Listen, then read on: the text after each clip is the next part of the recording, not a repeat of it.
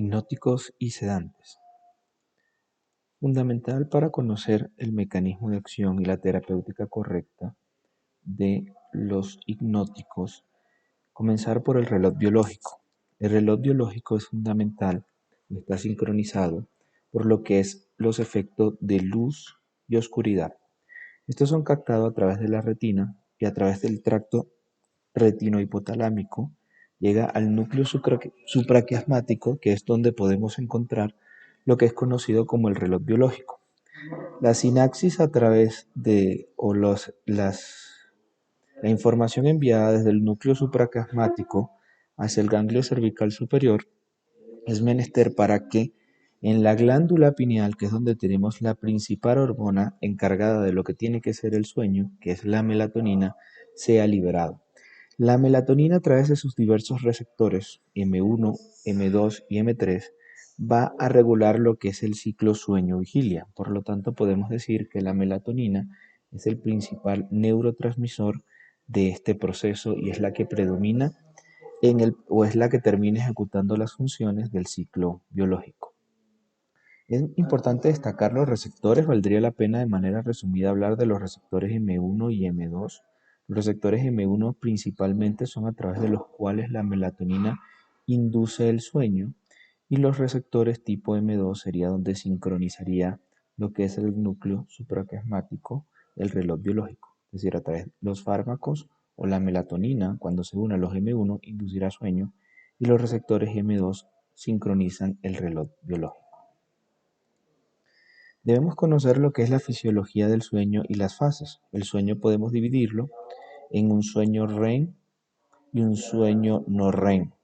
El sueño no REM a su vez tiene dos fases que son los fase 1 y fase 2 y el sueño delta, que es el conocido el sueño profundo como el sueño de 3 y 4. Posteriormente el sueño se alterna con la fase REM. Se dice que aproximadamente el 25% del sueño es sueño REM, el resto es sueño no REM. El sueño reparador principalmente es el sueño del tipo delta, ¿sí? El sueño profundo. Sin embargo, es importante conocer porque existen ciertas patologías como parasomnias que se pueden establecer o en el sueño REM o en el sueño no REM. Importante destacar de que el sueño profundo o el sueño de las fases 3 y fase 4 es uno de los que más se debe cuidar porque es el sueño reparador, es donde está la descarga parasimpática y que produce todos esos efectos benéficos a nivel cardiovascular.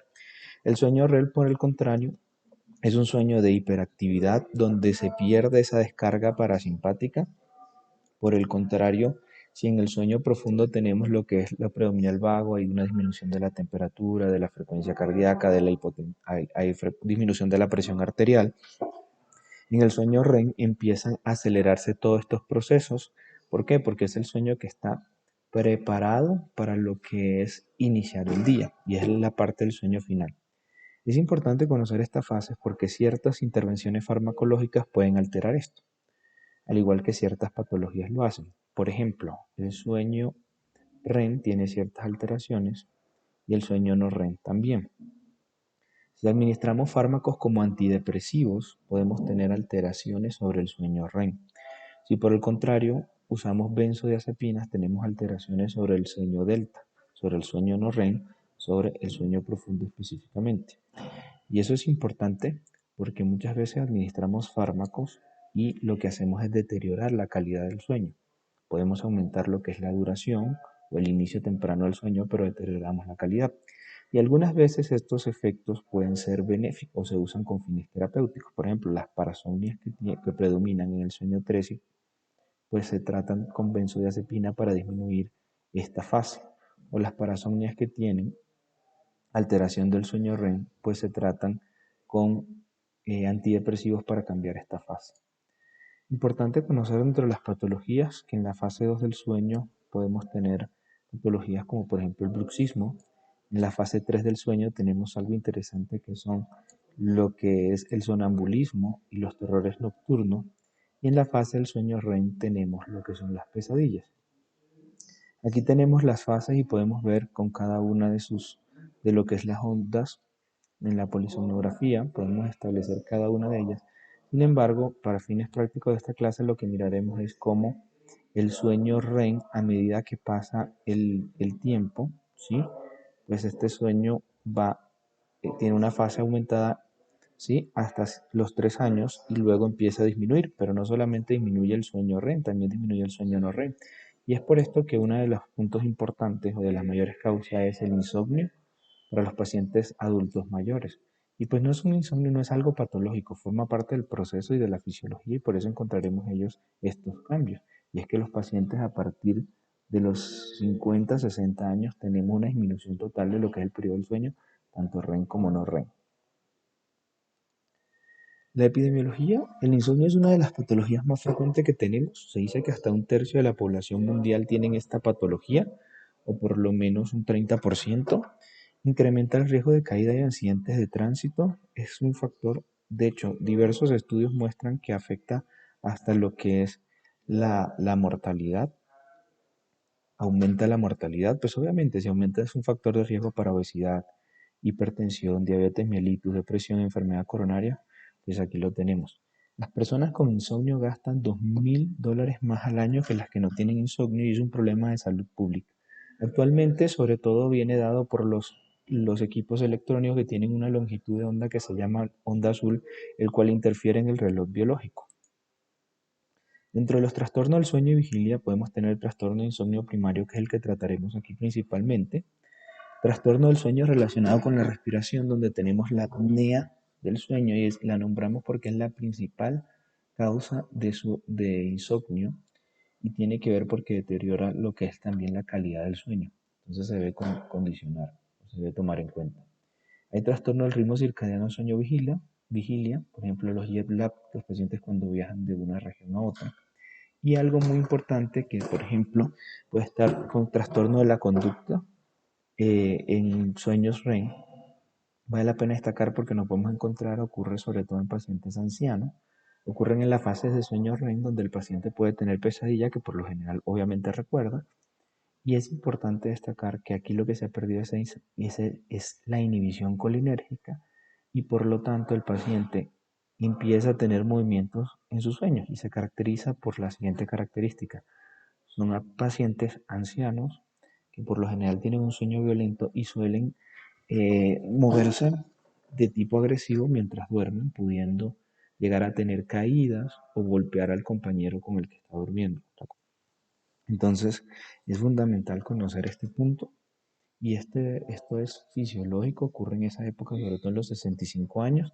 Es eso que son llamados trastornos relacionados con la conducta y se trata con clonazepam. Puede ser un tratamiento para esto. El síndrome de piernas inquietas es otro tipo de patología y se escapa de esta clase y el tratamiento vendría siendo con fármacos diferentes a fármacos hipnóticos. Aquí podemos definir muy bien lo que es el trastorno de insomnio primario, se puede leer con detalle. Y entremos con los tratamientos. Los tratamientos pueden ser de dos tipos, la terapia cognitiva conductual o cognitivo comportamental. Es una terapia muy eficaz, sin embargo se debe evaluar en distintos contextos. Tiene un problema importante y que deben hacerse 5 horas y puede durar por lo menos 4 o 6 semanas de mantenimiento mensual. La eficacia es similar a la farmacoterapia en corto tiempo. El problema es que la adherencia, como podemos ver acá, este problema ya nos habla de lo difícil que es la adherencia en esta terapia y además es muy costosa. Entonces hay más abandono. ¿Qué ventaja tiene? No produce adicción, se evita los problemas relacionados con los medicamentos, sobre todo los efectos adversos. Por eso podríamos decir que esta terapia sería en los países en vías de desarrollo, porque el contexto cambia, por ejemplo, en países más desarrollados, o como podría ser el caso de Europa, que ya se ha evaluado, la terapia cognitiva conductual es más costo efectiva. Sin embargo, en países en vías de desarrollo, esta terapia solamente sería superior en pacientes embarazadas o en lactancia para evitar los efectos adversos del fármaco. Es importante destacar que tenemos un reloj biológico, ¿sí? Que ese reloj biológico, su hormona principal es la melatonina, sin embargo, esto se mueve en lo que son los extremos. Podemos tener que en el medio, ¿sí? Como podemos ver, el medio es la situación ideal, sin embargo, podemos tener lo que es un exceso de la parte excitatoria o una disminución de la parte excitatoria.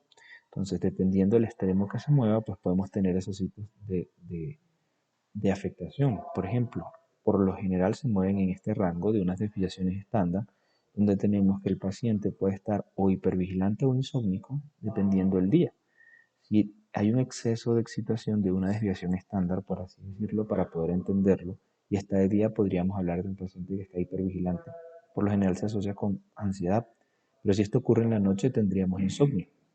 Y por el contrario, lo que es una disminución del proceso de alerta, ¿sí? Podemos tener un paciente que no presta atención. Luego, los extremos, pues obviamente estaríamos yendo a un paciente que está pues, completamente dormido, o el extremo puede ser paciente con alucinaciones. Esto viene predominante por 5 neurotransmisores principales que veremos que son la histamina, la dopamina, la acetilcolina, la noradrenalina y la serotonina. Por eso es que es fundamental y encontraremos que ciertas patologías como son los trastornos depresivos, también podemos encontrar que otros trastornos como son los trastornos de ansiedad generalizada, como también están incluidos estos neurotransmisores, se asocian con insomnio. Pero en el caso que nos interesa, que es el caso del insomnio, la farmacología del insomnio, pues podemos mirar acá. Esto lo predominan, esto está predominado por dos puntos, ¿sí? Eh, Uno de los factores importantes después que la melatonina pues da los pasos iniciales para controlar la melatonina podemos decir que regula el reloj biológico, pero luego viene la parte del estado de alerta. Y para eso lo fundamental tenemos los que son la histamina y el GABA. La histamina a través que se encuentra en el tálamo, en la parte tuberomamilar, envía proyecciones a la corteza, sobre todo el área frontal, para estar alerta, y también envía a través de la vía lateral al núcleo ventral posterolateral para inhibir la vía del GABA, que es la vía por la cual produce la inhibición. Esto ocurre en el día, o sea, predominio de la histamina, estimulando la corteza y bloqueando el núcleo ventral lateral posterior del tálamo. Por otra parte, en la noche ocurriría lo contrario, pues se inhibiría la vía del tuero mamilar o la vía de la histamina debería estar inhibida y debería predominar lo que es a través del GABA, ¿sí? La vía del núcleo ventral lateral posterior enviaría información con el GABA para bloquear la vía de la histamina y con estos tendríamos el OFF. Por este lado, cuando ahí predomina la vía histaminérgica tendríamos el ON y cuando predomina la vía GABAérgica tendríamos el OFF.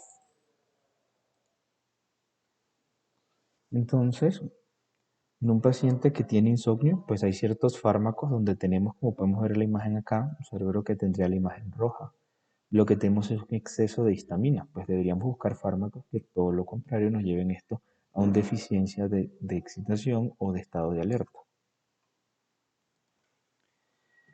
En el caso de los trastornos del sueño que se nos escapan un poco de lo que son los hipnóticos y sedantes, pues también pueden haber pacientes que tienen excesiva somnolencia durante el día y pues en este caso sería lo contrario, sería buscar fármacos que nos lleven desde esta deficiencia de estado de alerta hacia la normalidad. Los trastornos del sueño también pueden venirse dado por ciertas patologías que puedan afectarlo. Por ejemplo, los pacientes con depresión tienen cambio en lo que es este ritmo circadiano del sueño. Entonces podemos ver que el ritmo circadiano viene dado pues porque el paciente a las 7 de la mañana, cuando ocurre el pico de histamina, es el que alerta a todo, pues digamos empieza su proceso. Luego a las 11 de la noche empezarían los procesos del sueño. Los pacientes con cambio de horario o los pacientes con depresión, pues esto suele moverse y empezamos con los problemas del sueño. Recordemos que los problemas del sueño pueden darse de diversas formas. Pueden darse por no dormir a las horas correctas o por que sea un sueño de poca calidad. Lo iremos viendo porque cada terapia es diferente.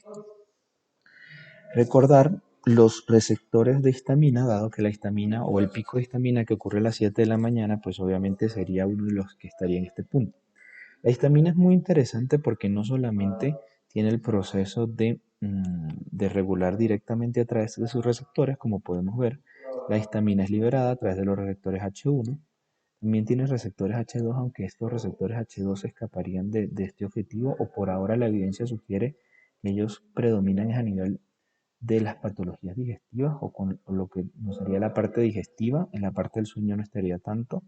Los receptores H3, recordar que son autorreceptores, y una vía interesante es como la histamina se va, digamos, a hacer una regulación alostérica a través de los receptores de N-metildiaspartato, ¿sí?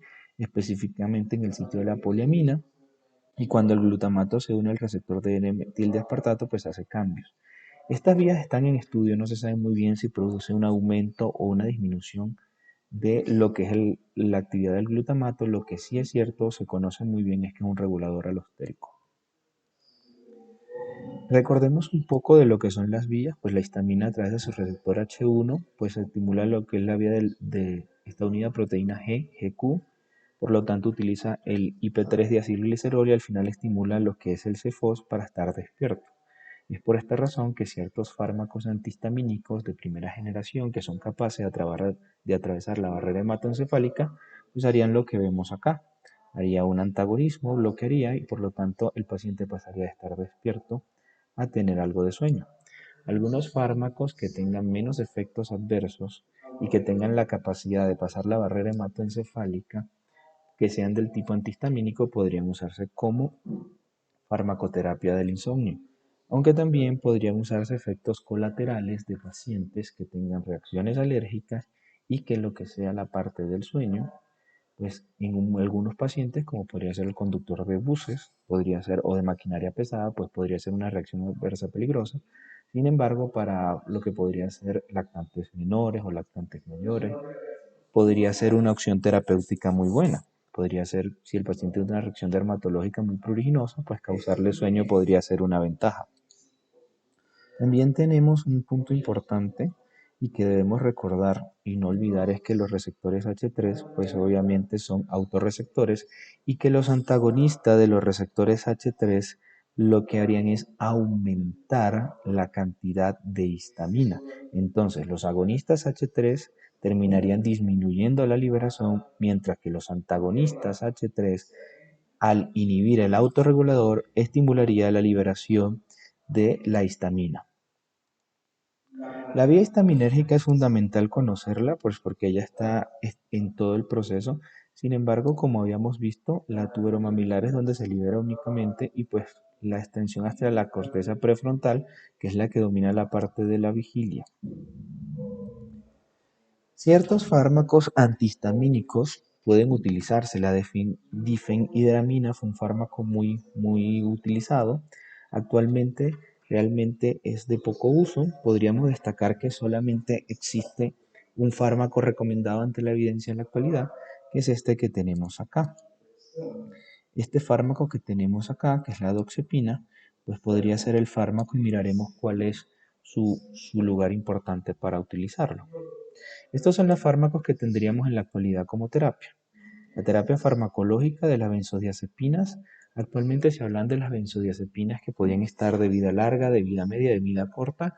La evidencia de la actualidad utiliza que solamente debemos utilizar benzodiazepinas de vida media corta y la de elección es el triazolán en la actualidad.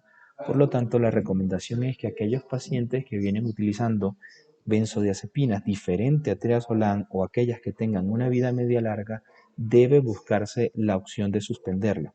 La evidencia en la actualidad demuestra que no son eficaces, al igual que no es eficaz la terapia más allá de 4 semanas. La terapia más allá de 4 semanas en los pacientes no estaría justificado no solo con benzodiazepinas, sino con ningún fármaco. La evidencia establece que el tratamiento es eficaz hasta las 4 semanas de tratamiento. Posterior a las 4 semanas ya el riesgo balance-beneficio se pierde y tendremos muchos efectos adversos. Igual en los ancianos, las personas mayores de 65 años, no es recomendable administrar estos fármacos por todos los efectos adversos que pueda tener cada uno de ellos. Sin embargo, cuando sea necesario, en ese momento pues deben buscarse fármacos que estén un poco más acorde y que sean menos de 4 semanas. En ese orden de idea también vale la pena destacar y hablar un poco de los fármacos. Dentro de los fármacos tenemos este grupo de fármacos que es los fármacos que son los agonistas de los receptores de benzodiazepinas, también llamados fármacos Z. Hay diversos fármacos de este grupo que hablaremos, sin embargo, el de mayor recomendación en la actualidad es la esopiclona. Los agonistas de la melatonina actualmente Pues se encuentra en un campo de debate muy interesante. El fármaco de primera elección podría ser la melatonina para todos los tipos de insomnio. En especial, recordemos que los insomnios lo podemos dividir en insomnio de inicio tardío, donde predomina lo que es la ansiedad, el insomnio de despertares múltiples, donde lo que hace falta es un fármaco que mantenga el sueño, y el insomnio de despertar temprano, que también lo podemos encontrar. El insomnio de despertar temprano está relacionado sobre todo con lo que es la depresión. Entonces los pacientes ansiosos y empezamos a establecer relaciones entre patologías psiquiátricas que puedan estar afectando esta situación. Los pacientes ansiosos tendrán insomnio de conciliación. Lo ideal serán fármacos con Tmax cortas, como por ejemplo podría ser triazolam, podría ser esopiclona. Sin embargo, utilizar un medicamento como doxepin que tiene una Tmax de 3.54 horas no tendría sentido, porque el paciente tendría más ansiedad. Se toma el medicamento, siente que no tiene sueño y prolongamos el ciclo. Por lo tanto, eso es importante. Por otra parte, la vida media es fundamental. Aquellos pacientes que tengan un insomnio de mantener el sueño o de despertar temprano requieren fármacos con vida media más larga. Isopiclón es una excelente terapia. Lo mismo podría ser doxepina, pero en ese punto triazolam ya no sería un fármaco muy bueno para mantener sueño o para lo que podría ser la parte de despertar temprano, donde los antagonistas de la orexina sí podrían ser buenos inductores y también muy buenos fármacos para mantener. Una ventaja interesante para esto es que los principales problemas que tenemos son el déficit de la melatonina. La primera recomendación sería intentar con melatonina, que es el suplemento ideal para intentar con todos los insomnios. Ella puede servir para inducir el sueño, mantener el sueño, despertar temprano, incluso para resincronizar lo que es el reloj biológico. A través de los receptores M1 induciría el sueño, los M2 trataría de resincronizarlo. Incluso vale la pena destacar que ciertos pacientes cuando consumen terapia antihipertensiva, en especial los beta bloqueadores, inhiben la liberación de melatonina a nivel nocturno. Entonces la mejor terapia para ese tipo de pacientes sería melatonina. Es los fármacos antihipertensivos que más está relacionado. Una vez que se fracasa con el tratamiento con melatonina o no es suficiente, podríamos pasar a cualquiera de estas terapias que tenemos acá y veremos cuál es mejor en cada momento.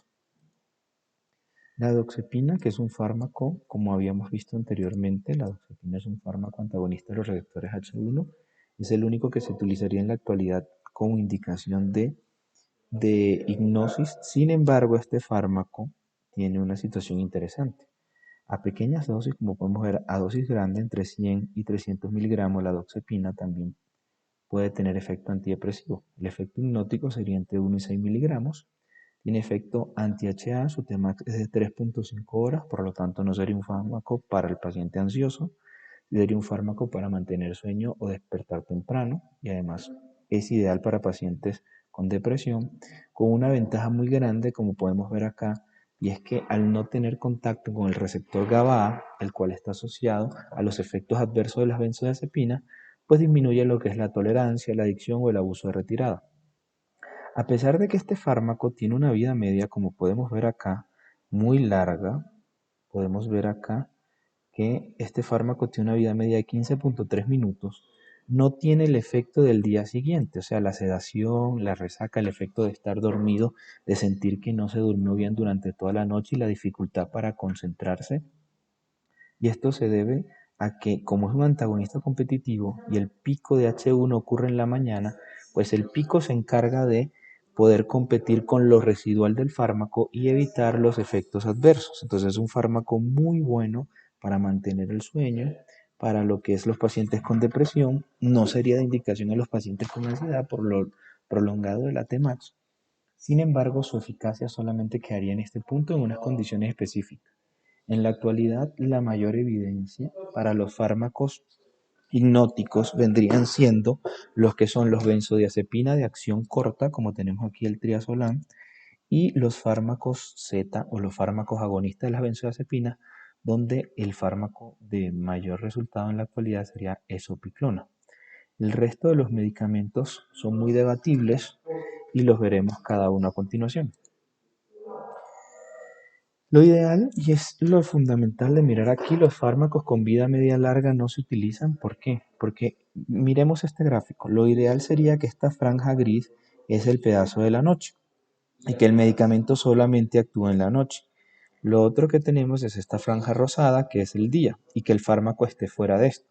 Los fármacos con vida media larga se encuentran a nivel de la noche, ¿cierto? Estarían logrando su efecto, sin embargo, en el día dejarían el efecto negativo de resaca y además se acumularía y produciría toxicidad.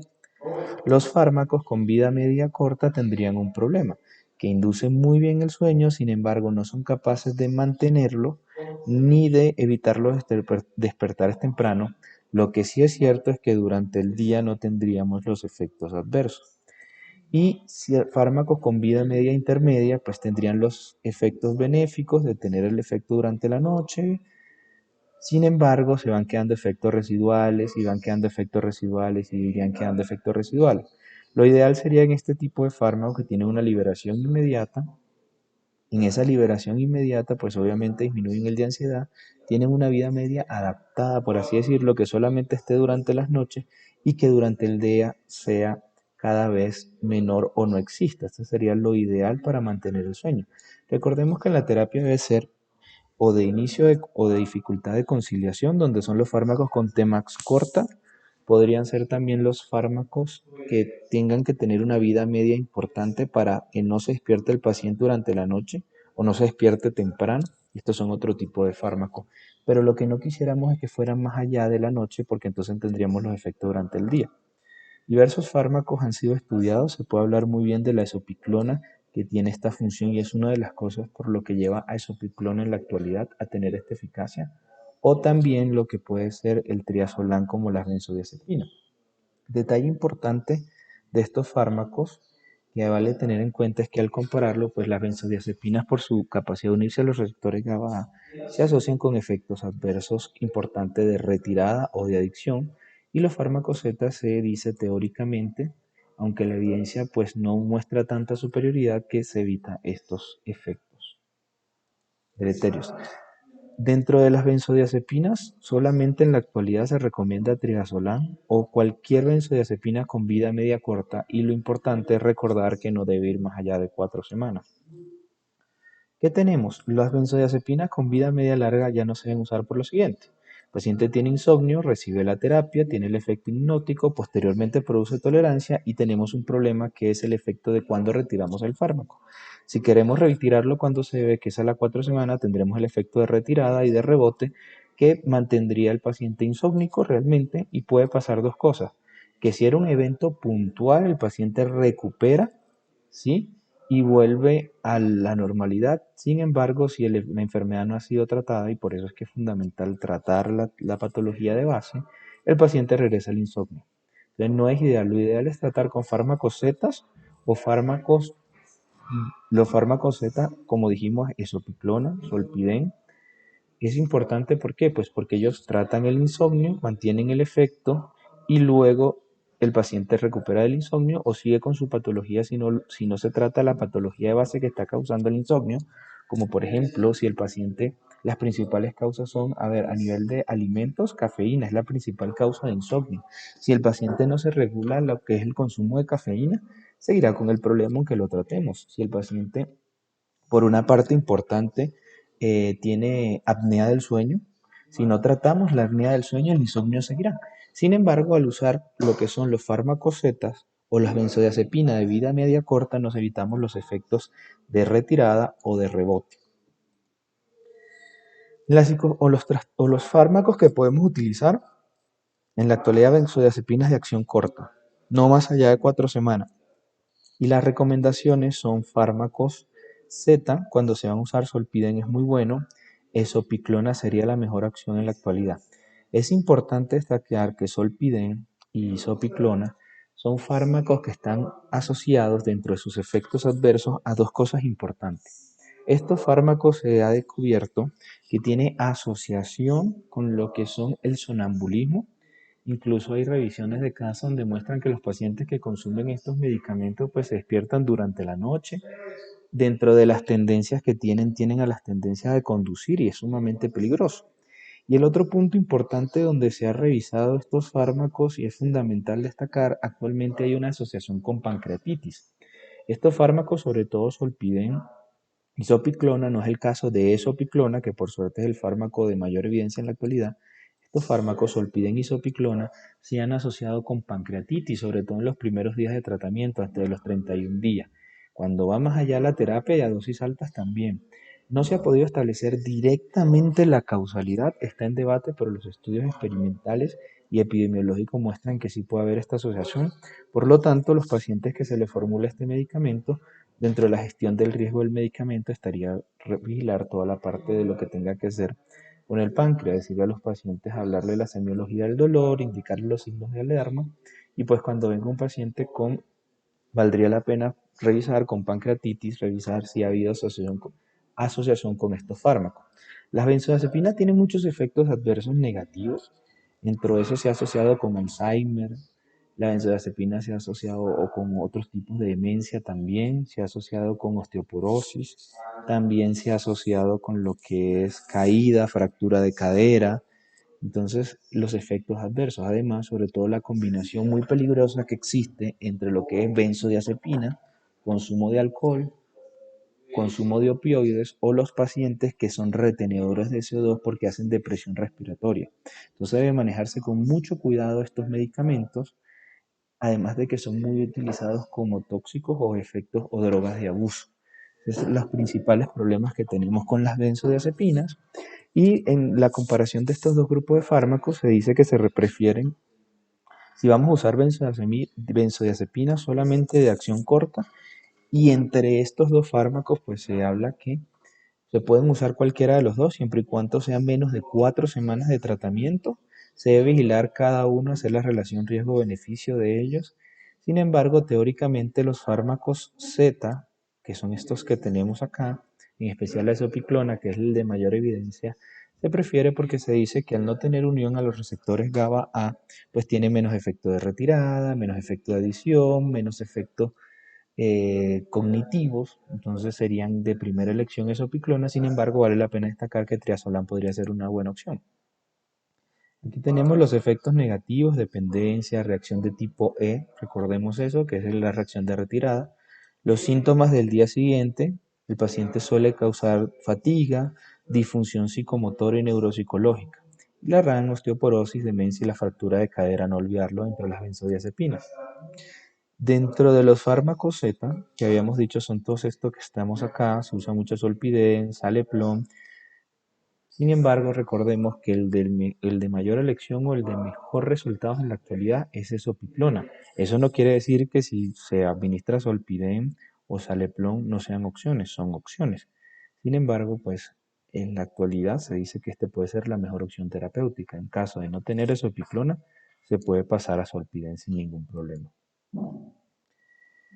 Ventaja de los fármacos Z, que también son conocidos como imidazopiridinas, tienen menor efecto el día siguiente, similar efecto en sedación, amnesia retrógrada y equilibrio, pues obviamente el mismo problema de las caídas, y su ventaja de relación estructura-actividad, como habíamos dicho, que son más específicos y estaría menos relacionado con lo que es el proceso de adicción. La orexina, que es otro también llamado hipocretina, es otro neurotransmisor importante, como podemos ver aquí, está relacionado con el proceso del sueño, podemos ver sus diversas vías, también tiene relación con la corteza prefrontal, el hipotálamo, y por lo tanto hay estudios clínicos que han mostrado que ciertos fármacos que interfieren en la orexina serían importantes como opción terapéutica. Vale la pena hablar un poco de la orexina, donde tenemos que son liberadas desde el hipotálamo. Existen dos tipos de orexina, la tipo A y la tipo B, y existen dos tipos de receptores de orexina, los tipo 1 y los tipo 2. Esto es importante porque, revisemos algo. Los tipo 1 de orexina son proteínas G y lo que hacen es alterar el intercambio calcio-sodio. Por lo tanto, lo que hacen es los agonistas, o sea, la orexina que se une, aumenta el sodio, despolariza la célula y estaría el paciente despierto. Los receptores tipo 2 tienen dos mecanismos interesantes.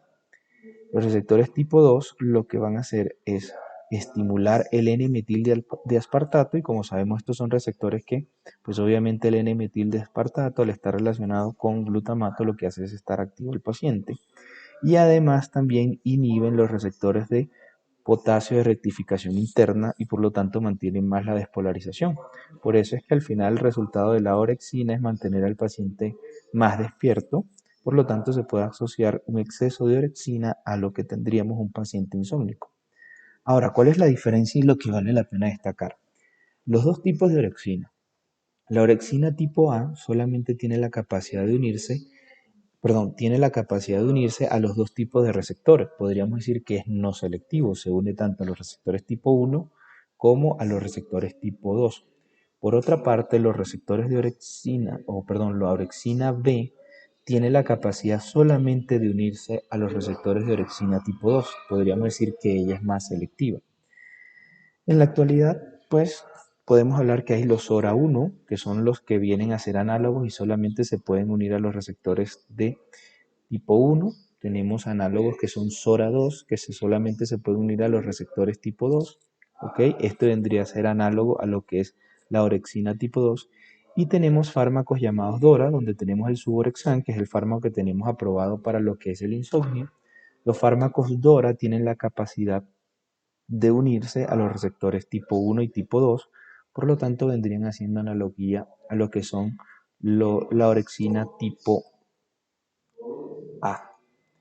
Suvorexan es un fármaco muy bueno, está aprobado para mayores de 65 años y jóvenes, y aquí está el punto: cuando tengamos un anciano, lo ideal es tratar de evitar la terapia para el insomnio y decirle que el problema es normal, es fisiológico, que trate de hacer esperar y aguantar el sueño hasta la fase del sueño, porque uno de los principales problemas que tienen es que los ancianos lo que tienen es movido el ciclo del sueño. Por eso la melatonina es una excelente opción para sincronizar de manera adecuada. Sin embargo, los ancianos lo que tienden es a dormirse temprano, o sea, están como un poco, serían los extremos. Y lo podemos ver, los jóvenes, para entenderlo mejor, los jóvenes tienen es un retraso de la fase del sueño. Ellos se duermen muy tarde y tienen la tendencia a levantarse temprano. El tratamiento podría ser en un principio también melatonina y evitar el contacto muy cercano a las que son 7, 8 de la noche en adelante, a lo que son estas luces digamos, luces de los equipos electrónicos actuales. Mientras que los ancianos, al igual que las personas deprimidas, lo que tienen es un cambio. Los ancianos, por su parte, lo que tienen es a dormirse más temprano y por eso se despiertan mucho más temprano. La melatonina también podría ser un tratamiento de elección en los ancianos. En esos casos donde falla Suvorexan podría ser el otro fármaco que tendría las ventajas. Nos evitaríamos los problemas que tenemos con los fármacos Z y las benzodiazepinas de caída, con los benzodiazepinas que tiene que tener la parte de osteoporosis y de Alzheimer.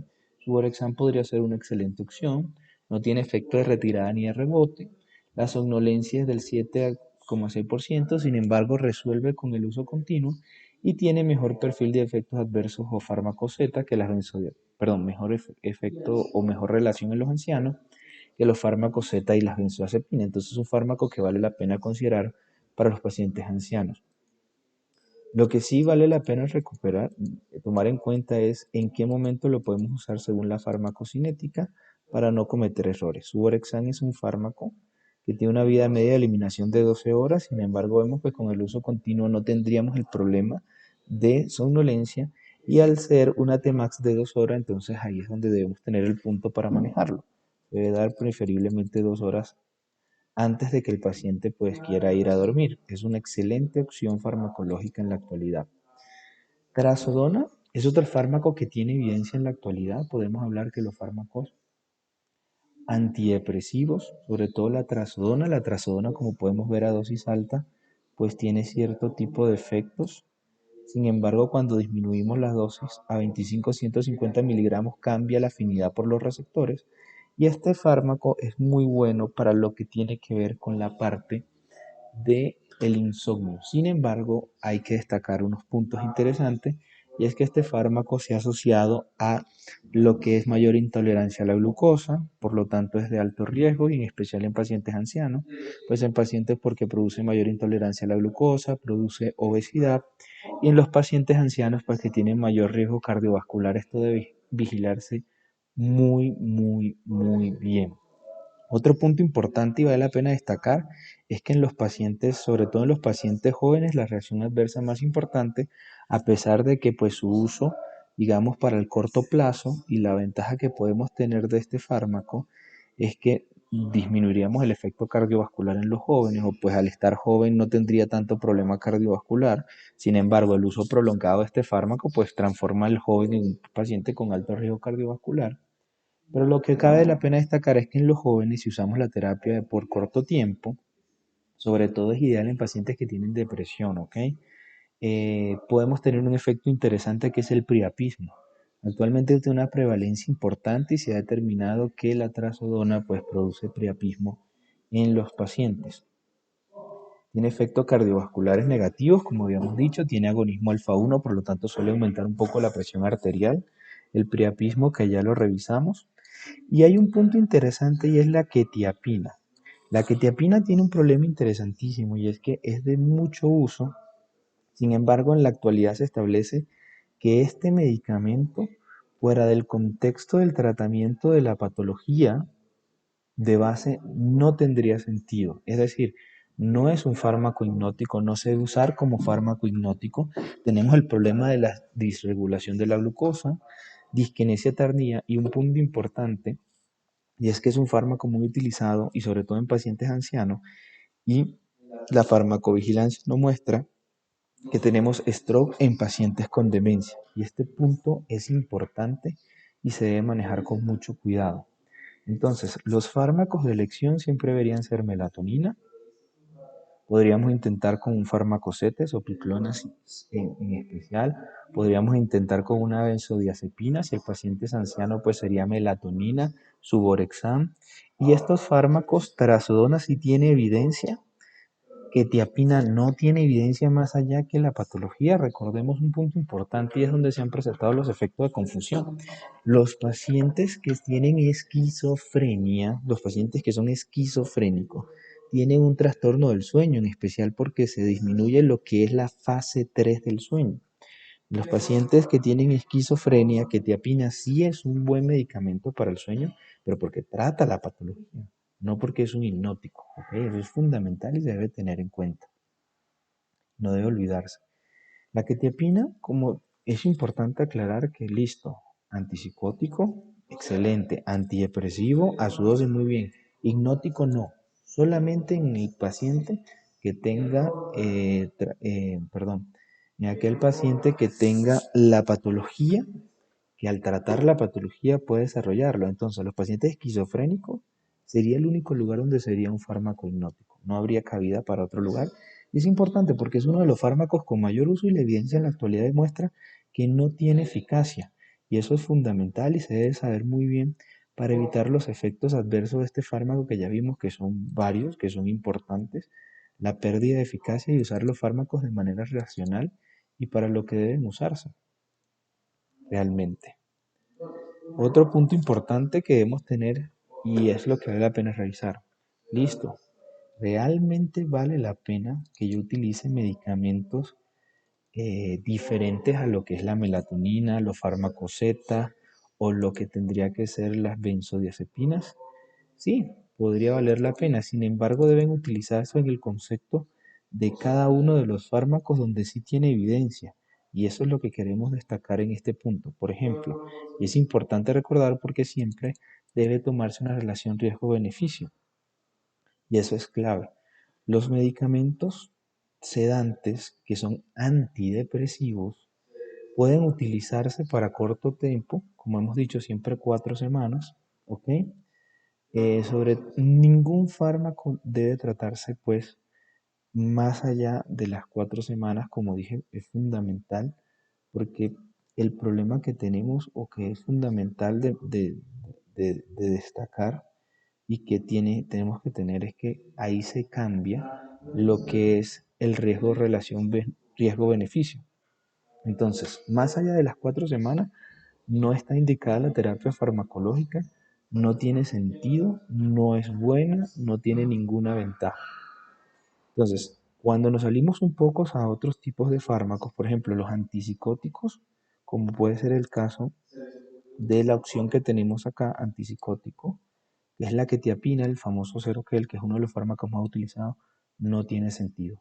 Solamente para tratar su patología, pero no está en ese punto.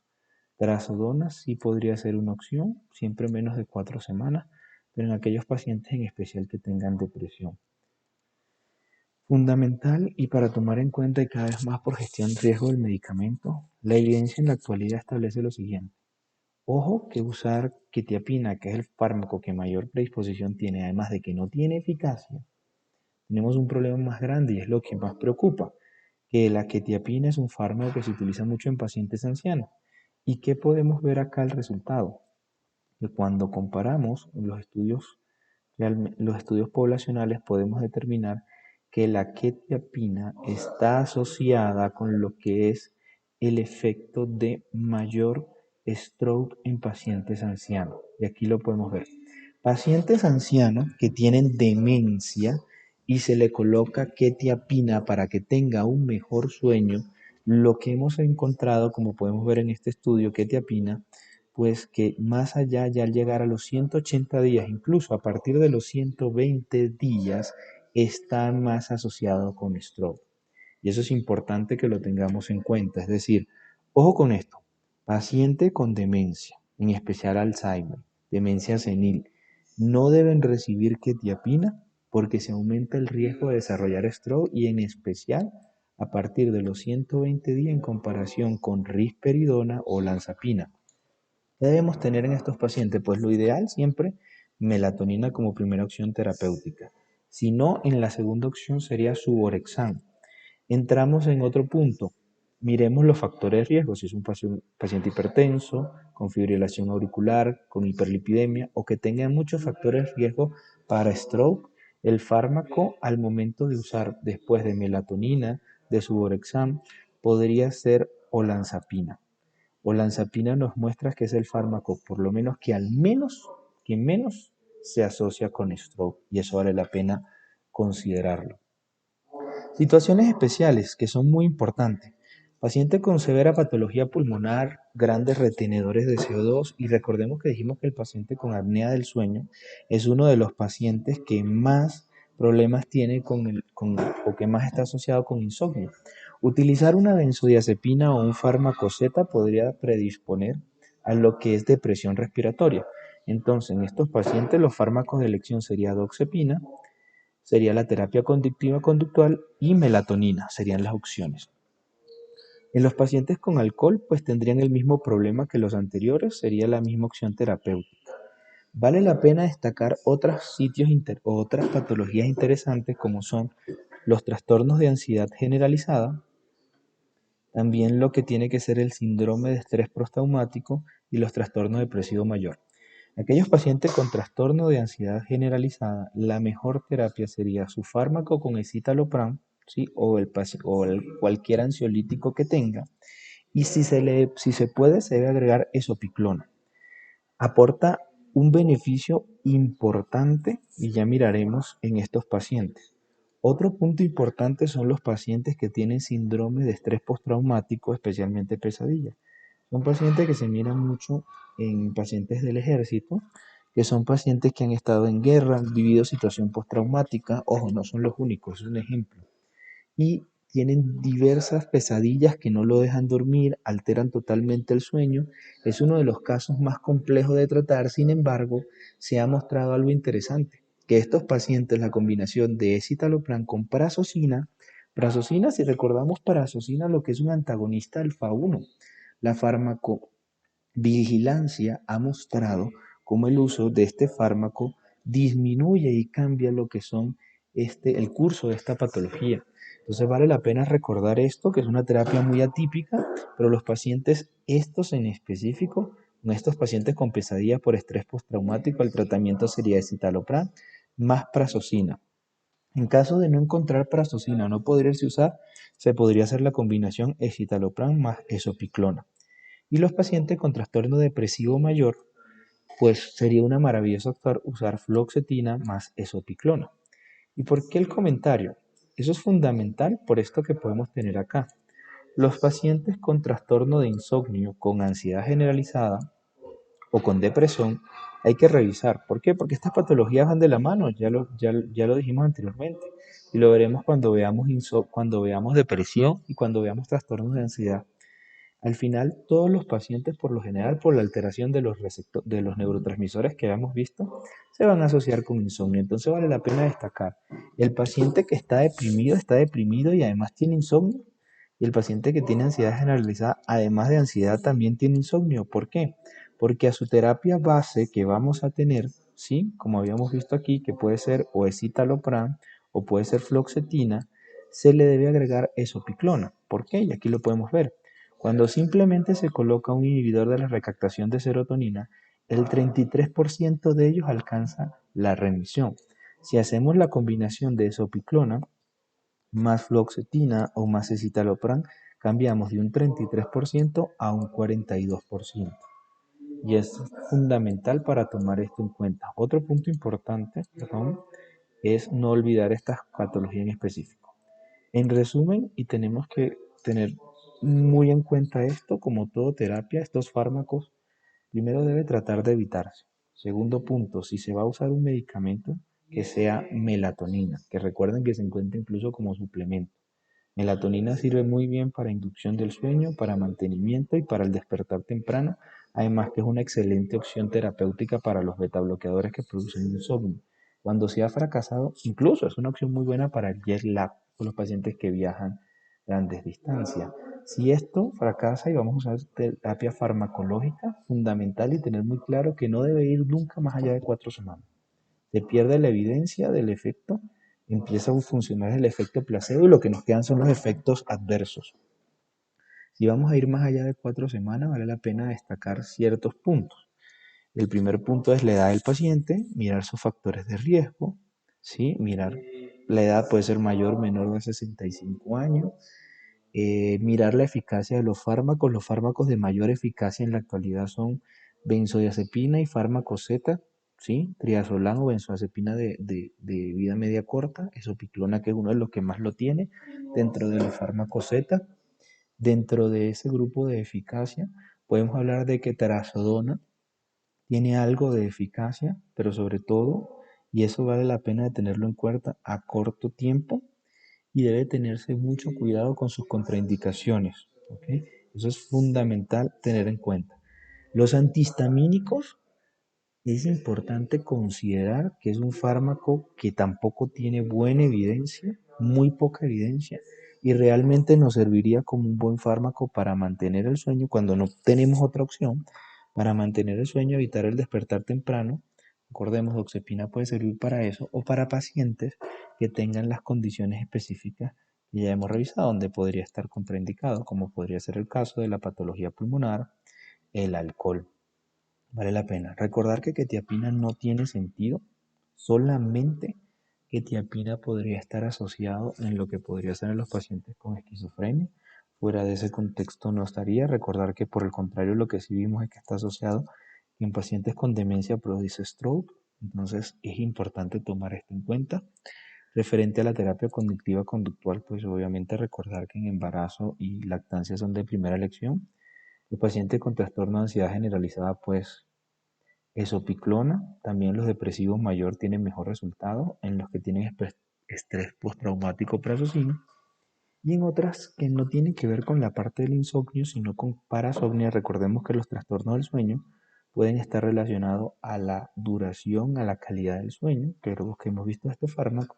Sin embargo, hay otro tipo que se llaman parasomnias, que son aquellas patologías donde no tienen que ver con la calidad del sueño ni con la duración del sueño, sino con movimientos o comportamientos raros. Donde habíamos dicho el trastorno del comportamiento del anciano, por ejemplo, también vale la pena destacar que en la fase 2 del sueño, la patología que se presenta es el bruxismo y el tratamiento no es farmacológico, es simplemente un dispositivo médico que es el uso de férulas que permitan la relajación. Ese sería el tratamiento. En las parasomnias, en la fase 3 del sueño tenemos dos, el sonambulismo y lo que son los terrores nocturnos. Si estos requieren tratamiento, si estos requirieran tratamientos, se deben utilizar benzodiazepinas. ¿Por qué? Porque las benzodiazepinas disminuyen lo que es el sueño profundo. Y eso es importante que ustedes siempre deben considerar en los pacientes En los pacientes que vengan consumiendo benzodiazepina y se lo van a encontrar mucho benzodiazepina crónica, la suspendo. ¿Por qué? Porque ellos creen que duermen, pero realmente duermen muy mal porque el sueño delta, que es el más importante, está disminuido. Y los pacientes, los trastornos del sueño REM, como habíamos dicho, podemos tener el tratamiento de la conducta, donde una de las mejores opciones siempre puede ser clonazepam, y el otro son las pesadillas. Aquellos pacientes que tienen muchas pesadillas, que están viene dado por el sueño REM, y cuando requieran tratamiento, lo mejor es usar antidepresivos. Los antidepresivos disminuyen el sueño REM.